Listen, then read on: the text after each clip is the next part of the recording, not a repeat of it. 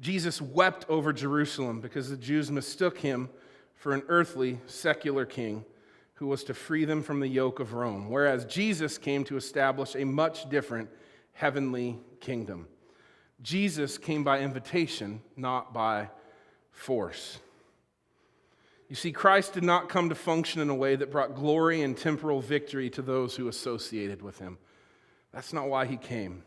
He came to bring glory to his Father in heaven and bring eternal redemption to a broken world.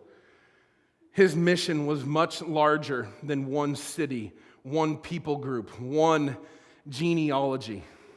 His mission was eternity for all people.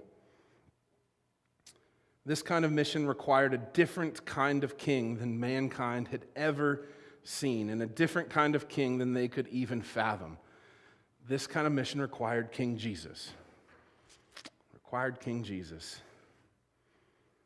And whereas Jesus is a new kind of king, one that is often difficult for people to understand, he is still your king. He's my king. He's our king. Like, Jesus is not just some king of other people. We are here today because we declare that he is our king.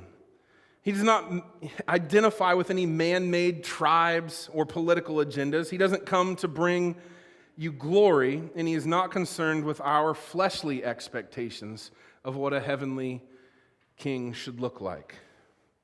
Jesus did not come to fulfill our ideals, agendas, and expectation.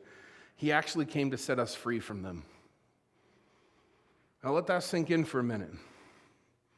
Jesus didn't come to fulfill your ideals, your agendas, and your expectations. He came to set you free from them.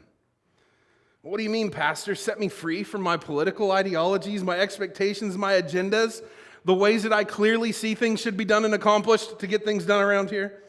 Why would he set me free from those things? Can't Jesus just get on board with how I know things should go and then we can move forward, right? Like, how often out of our pridefulness do we think about things that way?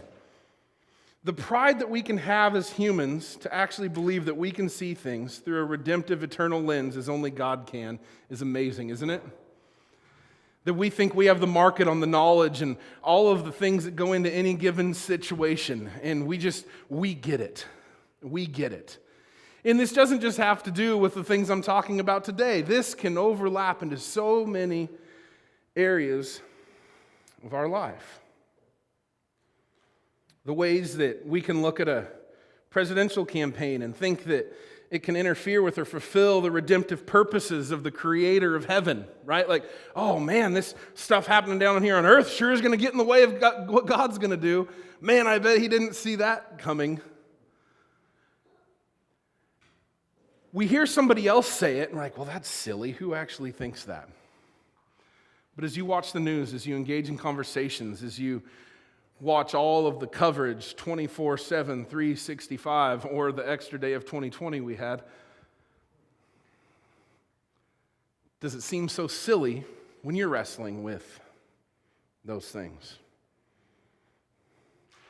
Yes, it can change those things. You see, Jesus came to set us free from the captivity of our ongoing search for leaders other than God in the flesh, and to deliver us from the consequences of sin in this world.